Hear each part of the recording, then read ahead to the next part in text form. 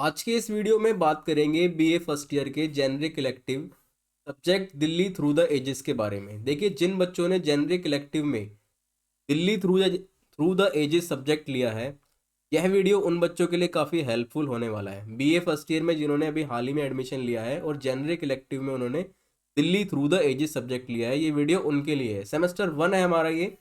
Unit wise cover करेंगे। Video 1 है हमारा ये। फर्स्ट यूनिट की बात करूं तो परिकल्पनाओं एवं इतिहास के बीच दिल्ली का प्रारंभिक स्रोत, ये हमारी फर्स्ट यूनिट है। एक बार सिलेबस दिखा देता हूं मैं आपको इसका। देखिए, टोटल 5 यूनिट है इसके अंदर। 5 यूनिट को हम पढ़ने वाले हैं, यूनिट वाइज कवर करेंगे। फर्स्ट यूनिट मैंने आपको बता दिया, परिकल्पनाओं एवं इतिहास के बीच दिल्ली का प्रारंभिक अतीत, इंद्रप्रस्थ और लालकोट। ठीक है, इसको कवर करेंगे। इसके बाद ये 4 यूनिट बच जाती है, यूनिट वाइज इसको भी कवर करेंगे वीडियो वाइज। थोड़ी सी लंबी यूनिट है तो 2 वीडियो के अंदर इसको कवर करेंगे। ये फर्स्ट पार्ट है हमारा।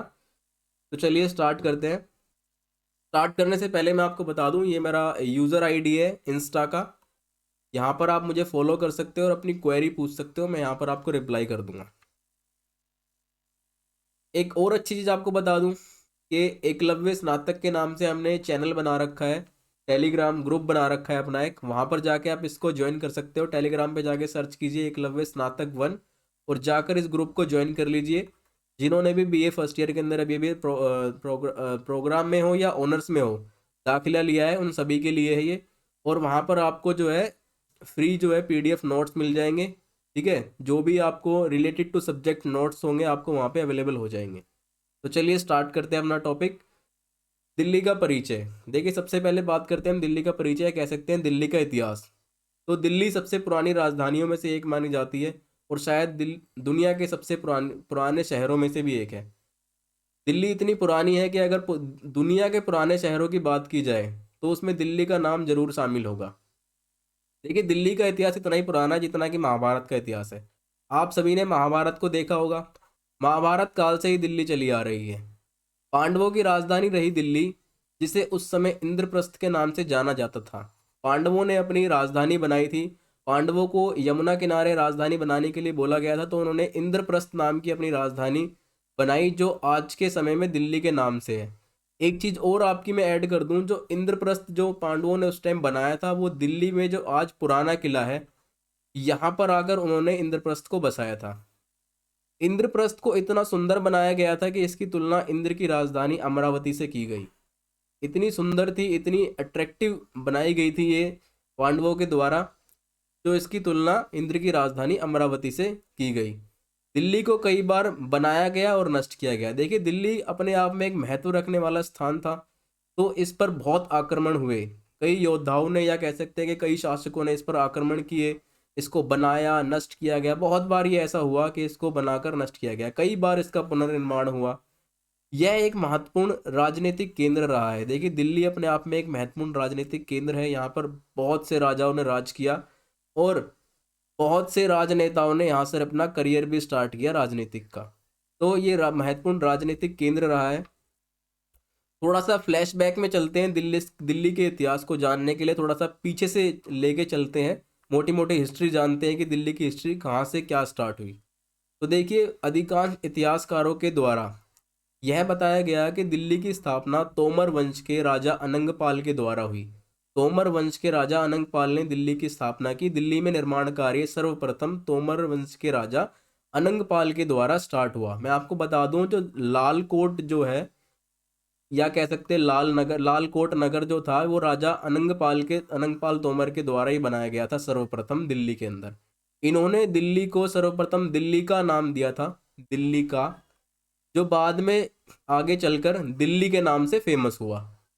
एक चीज और बता दूं मैं आपको, जो कुतुब मीनार के पास लो स्तंभ जो है साउथ दिल्ली में हमारा, आपने देखा होगा, आप कभी गए हो, तो यह भी जो था, ये राजा अनंगपाल के द्वारा स्थापित किया गया था। ये कहीं और से लेकर इसको आए थे, मथुरा, आई थिंक मथुरा से इसको लेकर आए थे और फिर यहाँ पर इसको स्थापित कर दिया गया था।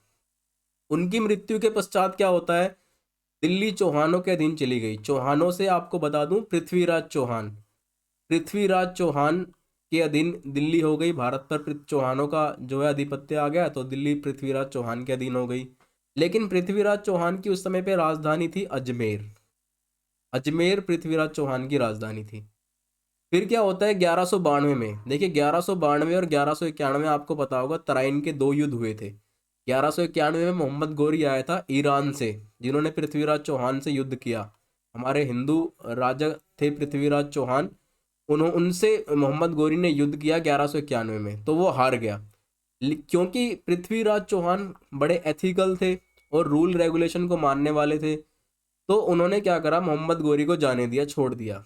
अब मोहम्मद गोरी ने क्या करा, वो फिर से दोबारा आया 1192 में, उसने फिर से पृथ्वीराज चौहान से युद्ध किया और उसको हरा दिया। हराने के बाद उसने 1206 में दिल्ली सल्तनत की नींव रखी, और कुतुबुद्दीन ऐबक, जिन्होंने कुतुब मीनार का निर्माण किया, आपने सुना होगा इनका नाम, इनको दिल्ली सौंप दी और कहा यहाँ पर आप शासन कीजिए। उसके बाद दिल्ली सल्तनत चलता रहा। दिल्ली सल्तनत के 5 वंश आए। सबसे पहले आया गुलाम वंश, जो 1206 से 1290 तक चला। देखिए अलग अलग पुस्तकों के अंदर मैंने देखा है कि अलग अलग जो है ये टाइम दे रखा है, तो ये भी मैंने किसी पुस्तक से लिया है, तो हो सकता है कि कुछ चेंजेस इसके अंदर हो, बट फिर भी मैं कहूँगा कि 90% ये ठीक ही है। गुलाम वंश चला, उसके बाद खिलजी वंश आया, अलाउद्दीन खिलजी, जलालुद्दीन खिलजी को आप जानते होंगे, इनको देखा होगा आपने, इतिहास पढ़ा होगा। तो ये चला 1290 से 1320 तक। उसके बाद तुगलक वंश, सैयद वंश और लोधी वंश। दिल्ली सल्तनत का आखिरी वंश था लोधी वंश। अब लोधी वंश को किसने हराया, बाबर ने। लोधी जो दिल्ली का अंतिम सुल्तान साबित हुआ 1526 में। 1526 में क्या हुआ, बाबर आया। बाबर ने 1526 की लड़ाई, पानीपत की लड़ाई थी, यहाँ लोधी को पराजित किया और मुगल साम्राज्य की नींव रख दी, और बाबर ने फिर सत्ता संभाली। ठीक है, अब बाबर ने जब सत्ता संभाली तो इन्होंने, मुगलों ने क्या करा, सर्वप्रथम अपनी जो राजधानी बनाई उन्होंने आगरा को बनाई। आगरा आप सभी जानते हो, जहाँ पर ताजमहल है, तो यहाँ पर इन्होंने अपनी राजधानी बनाई सबसे पहले। उसके बाद क्या हुआ, देखो बाबर के बाद क्या हुआ, हुमायूं आए। ठीक है, हुमायूं के बाद अकबर, जहांगीर, शाहजहां, औरंगजेब, और इस तरह से मुगल साम्राज्य चलता रहा। मुगल साम्राज्य फलता फूलता रहा। इस दौरान बहुत से दिल्ली पर आक्रमण हुए, इन्होंने जवाब दिया। ठीक है, बहुत, दिल्ली ने बहुत, ये एक कह सकते हैं कि दिल्ली पर बहुत आक्रमण हुए, दिल्ली ने बहुत कुछ कत्लेआम देखा, यहाँ पर बहुत कुछ हुआ। 1638 में क्या हुआ, देखिए 1638 में शाहजहां ने पुरानी दिल्ली में दिल्ली की दीवार का निर्माण किया है। उन्होंने कहा, उन्होंने दिल्ली के चारों तरफ एक दीवार या किले में बंद करने की कोशिश करी दिल्ली को, कि दिल्ली पर आक्रमणकारियों से दिल्ली को कैसे बचाया जा सके। इसलिए उन्होंने दिल्ली की दीवारों का निर्माण कराया। ठीक है, दिल्ली दीवार निर्माण कराने के बाद उसने फिर इसी शहर को अपनी स्थायी गद्दी बना लिया, किसने, शाहजहां ने, और यहीं से राज करना उन्होंने शुरू कर दिया। अब मुगल साम्राज्य के अंतिम शासक कौन थे, बहादुर शाह जफर, ये मुगल साम्राज्य के अंतिम शासक थे। इस तरह से जो था मुगल साम्राज्य चलता रहा। और 16वीं शताब्दी में, ये आपने सुना होगा, अंग्रेज आए थे। 16वीं शताब्दी में अंग्रेज आए थे।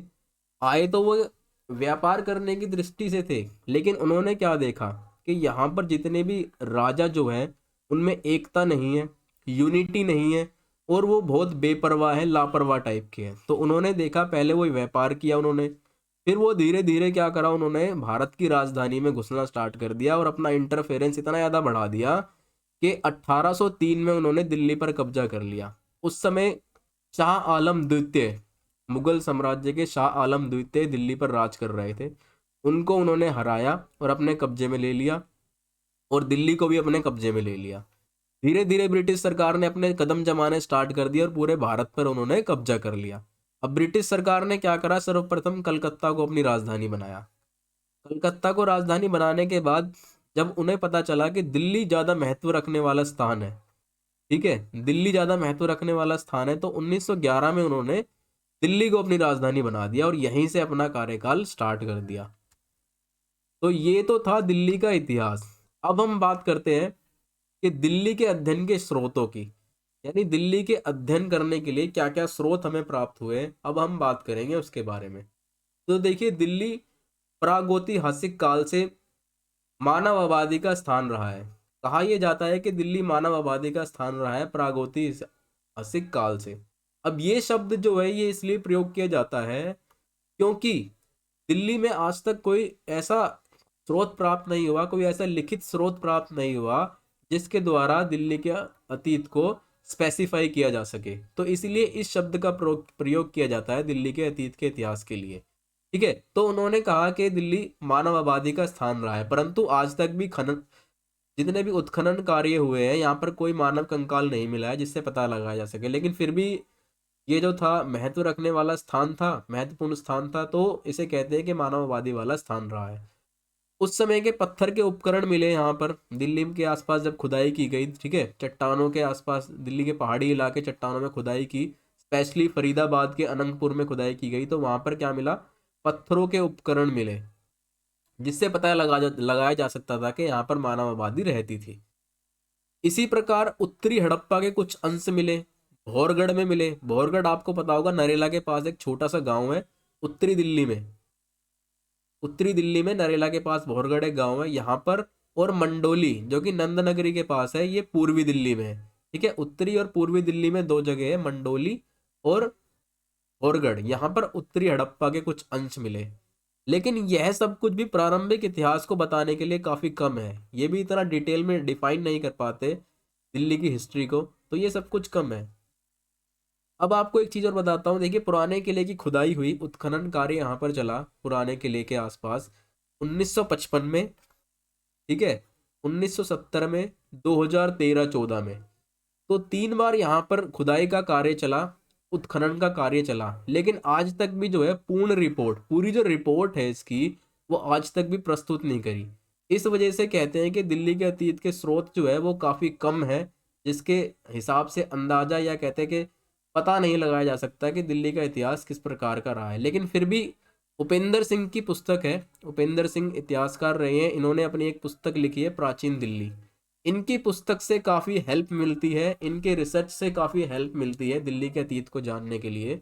इन्होंने क्या कहा, इन्होंने दिल्ली के पाषाण युग से लेकर राजपूतों के समय तक का अध्ययन किया और इन्होंने बताया कि दिल्ली के अंदर पत्थरों के औजार, प्राचीन टीलों, मिट्टी के बर्तन, मूर्ति कला, साहित्य, स्थानीय परंपराओं, इन सभी के प्रमाण जो है वो मिलते तो हैं, लेकिन वो लिखित में नहीं मिलते, वो मिलते हैं कहानियों के माध्यम से, और मौखिक रूप से जो भी कहानियां बताई गई हैं उनके माध्यम से इन सी चीजों का जो है पता लगा जा सकता है, लिखित ग्रंथों के माध्यम से नहीं। इन्होंने अपनी पुस्तक में ये बताया, तो इनकी पुस्तक जो है काफी हेल्पफुल रही। अब हम बात करते हैं दिल्ली के भौगोलिक क्षेत्र के बारे में, यानी दिल्ली कहाँ तक थी, कितनी उसकी सीमाएं थी, किस किस राज्यों से वो जुड़ी हुई थी, किन बस्तियों के साथ वो जुड़ी हुई थी, तो भौगोलिक क्षेत्र कहते हैं उसको। भौगोलिक क्षेत्र के बारे में भी कहते हैं कि प्राचीन दिल्ली का जो भौगोलिक क्षेत्र है वो अभी तक अस्पष्ट रहा, यानी इसकी भी पूर्ण जानकारी आज तक नहीं पता लग पाई है। परंतु फिर भी कहते हैं कि ऐतिहासिक काल में दो व्यापार मार्ग हुआ करते थे, उत्तरापथ और दक्षिणापथ, यानी उत्तर में और दक्षिण में, जिसकी सहायता से कह सकते हैं कि दिल्ली की जो बस्तियां थी, दिल्ली की जो बस्ती थी वो उत्तर भारत के अन्य प्राचीन बस्तियों के साथ जुड़ी हुई थी, जैसे मथुरा के साथ, तक्षशिला, वाराणसी, श्रावस्ती और कौशाम्बी, इनके साथ जुड़ी हुई थी। और कहीं ना कहीं दिल्ली जो थी वो यमुना नदी के पास बसी हुई थी, तो कहते थे कि यमुना नदी के द्वारा जो था आपस में जुड़ना संभव था, नदी के द्वारा ही व्यापार संभव था, जिसकी वजह से दिल्ली की जो बस्तियां थी वो फली फूली, यानी नदी के माध्यम से एक दूसरे की बस्तियों के साथ मिलना और आना जाना संभव हो पाता था। यमुना नदी ने कहीं ना कहीं अपना बहुत बड़ा महत्व निभाया है दिल्ली की बस्तियों को फलने फूलने में, प्राचीन दिल्ली में। ठीक है, प्राचीन दिल्ली के इतिहास में। तो आज के इस वीडियो में इतनी बात करेंगे, मिलते हैं नेक्स्ट वीडियो में नेक्स्ट टॉपिक के साथ। तो लाइक कीजिए वीडियो को, सब्सक्राइब कीजिए चैनल को और बेल आइकन को दबाना ना भूलें ताकि नेक्स्ट वीडियो की नोटिफिकेशन आपको समय पर मिलती रहे। धन्यवाद, जय हिंद, जय भारत।